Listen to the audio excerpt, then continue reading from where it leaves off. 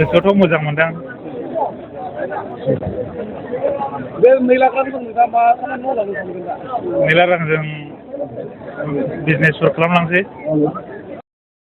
गोसोआव मोजाङैनो मोनदों सानसे मोननाय हिसाबै आरो जोंनि बे हिसाबै दरथार नालाय बे हिसाबै होनाया जोबोद गाहाम जादों आरो बिथांमोना सिगाङावनो होनो होनदोंमोन ओमफ्राय बेखौ माने जोङो सिगां डिमान्ड खालामदोंमोन UPPLनि माबायाव सरकाराव बिथांमोना जोंनो होनो होननानै सरकार रायलायबाय माखासेनो होनो हादों माखासेनो होनो हायाखै नै दा जोंनियाव जोंनि BPF स्कुला नैबे जोंनो दा गोदानै होफिननो हानाय जाबाय बेनि थाखाय जों बिराद साबायखर थाबाय BPL रडनि सायाव।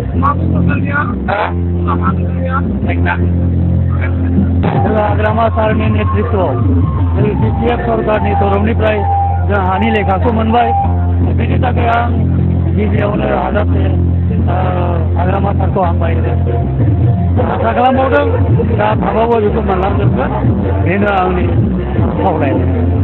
আজি আমি বহুত আনন্দিত হয়েছি এই 2 লাখ টাকার চেক পাই প্রথমতে আমি বিটিসির চিফ হাগ্রামা মহিলাৰী ছাৰক ধন্যবাদ জ্ঞাপন কৰিছোঁ যি আমাৰ ইয়তৰ আনএমপ্লয় ল'ৰাসকলৰ কাৰণে যি 2 লাখকৈ আৰ্থিক সাহায্য দিছে তেওঁক দিয়াৰ বাবে আমাক যি আমি বেকাৰ ল'ৰা এই ল'ৰাখিনিক 2 লাখ টকা দিয়াৰ বাবে তেওঁক ধন্যবাদ দিছোঁ।